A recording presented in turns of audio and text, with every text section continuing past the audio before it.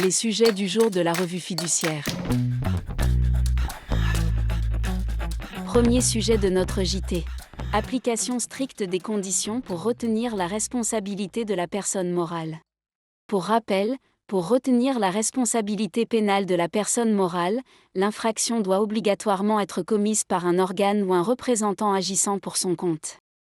Cela suppose donc que les infractions reprochées à la personne morale soient nécessairement celles reprochées à son représentant.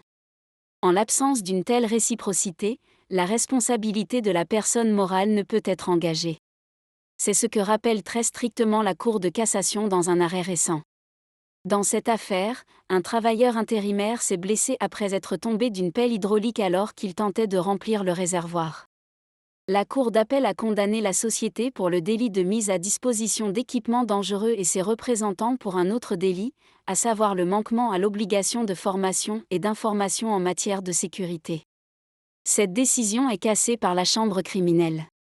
En effet, la haute juridiction reproche à la Cour d'appel d'avoir imputé aux deux représentants de la société des agissements, sans lien, avec le délit de mise à disposition d'équipements de travail ne permettant pas de préserver la sécurité des travailleurs.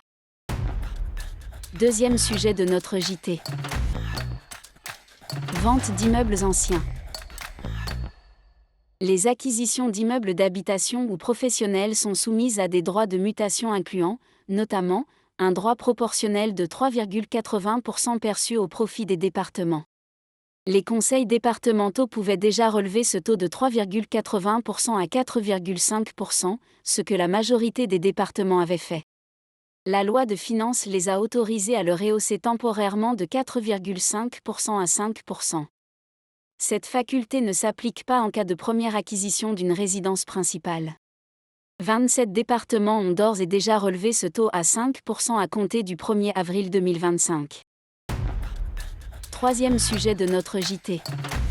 Tarification des AT-MP mortels. Un décret clarifie un point de la réglementation en matière de tarification des accidents du travail et des maladies professionnelles. En effet, la valeur du risque prise en compte pour le calcul du taux de cotisation AT-MP comprend le produit du nombre total des AT-MP ayant donné lieu à une spécifique notification par le coût moyen de la catégorie à laquelle est rattaché chaque accident ou maladie.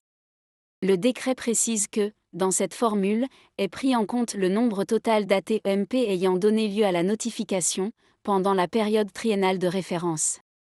Soit de la reconnaissance du caractère professionnel du décès de la victime. Soit d'un taux d'incapacité permanente. Dès lors, depuis le 17 avril 2025, les organismes en charge de la tarification doivent se référer à la date de notification de la reconnaissance du caractère professionnel du décès de la victime pour déterminer la date d'imputation au compte employeur du coût de l'accident du travail ou de la maladie professionnelle ayant causé le décès du salarié. Le décret met fin à une jurisprudence constante de la Cour de cassation, qui se référait à la date du décès de la victime, en contradiction parfois avec la pratique des organismes en charge de la tarification.